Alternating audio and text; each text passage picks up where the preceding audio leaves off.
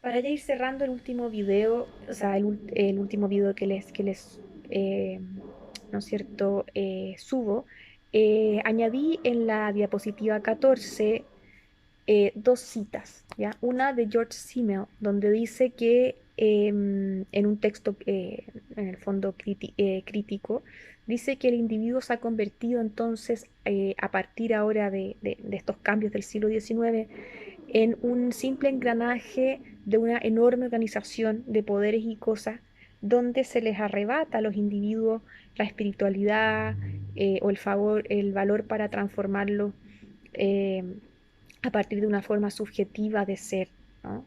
Y después Gustave Le Bon, cuando en su famoso texto La psicología de las masas, menciona la masa, ¿no?, como una suerte de alma colectiva, donde el sujeto pierde toda identidad, pierde su, o sea, su sentimiento y sus pensamientos, se dirigen, todos en una misma dirección, porque la única forma de ser es metido dentro de esta masa, y anuncia la peligrosidad de eso.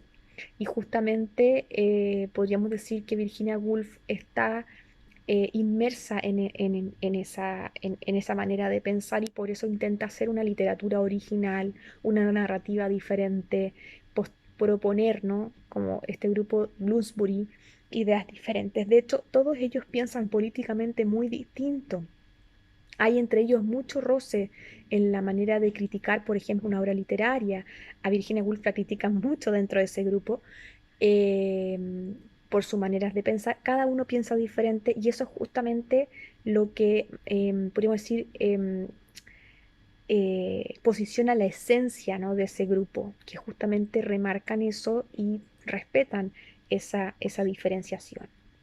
En la diapositiva 15, ¿no es cierto?, ya estoy hablando principalmente de un cuarto propio. Cómo surge un cuarto propio, les decía yo antes, ¿no es cierto?, son discursos, son conferencias que, Virginia Woolf hace, dicta en la universidad, bueno, en Newnham College y en el Girton College, que son ambos establecimientos educacionales superiores para mujeres en Inglaterra. Y a ella le piden que hable, de la novela y la mujer. Entonces Virginia Woolf, en un cuarto propio, cuando ya traduce esto a un ensayo, eh, se pregunta y se cuestiona, bueno, ¿qué tengo que decir yo? ¿Qué me están preguntando, no? Es decir, ¿tengo que hablar de las novelas escritas por mujeres cuando me dicen hable de novela y mujer? ¿Tengo que pensar sobre las representaciones que se han hecho de las mujeres en las novelas? Tengo que reflexionar acerca de qué podría ser una literatura femenina a diferencia de una masculina. ¿Qué demonios tengo que hacer, no?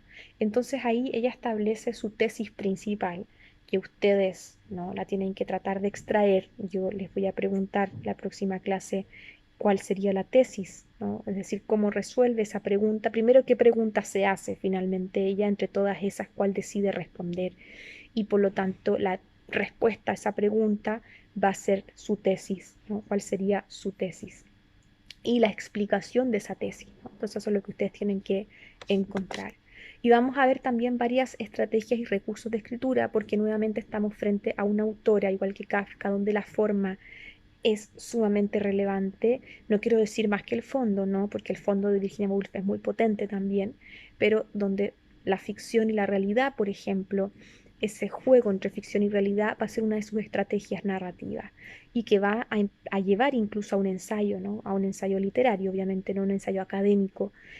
Un ejemplo de esa fusión entre ficción y realidad es que Virginia Woolf, por ejemplo, habla en una parte de una hermana supuesta de Shakespeare, una hermana que nunca existió, es simplemente ficción, donde ella con esa ficción trata de darle sustento a su argumento.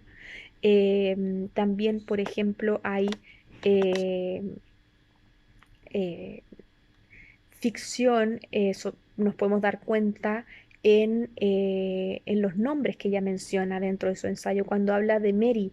Si ustedes se fijan, todas son Mary, ¿no? Mary Beton, Mary Seton, Mary Carmichael, hay cuatro Marys, ¿no es cierto? O Mary Hamilton también menciona. Entonces nos damos cuenta que es como si ella estuviera diciendo Juanita Pérez, Juanita Muñoz, Juanita, o sea, en el fondo está jugando con ese nombre también. Y nos da a entender que realmente no estaban todas estas Mary, sino que puede ser cualquier Mary, ¿no? La que está haciendo las acciones dentro de este relato. Y finalmente también hay otro recurso muy utilizado por ella, y no solamente por ella, es muy común en la literatura eh, escrita por mujeres en el periodo, que es la ironía. ¿M? Y voy a dejarlo hasta acá porque la pregunta que ustedes tienen que responder tiene que ver principalmente con la ironía.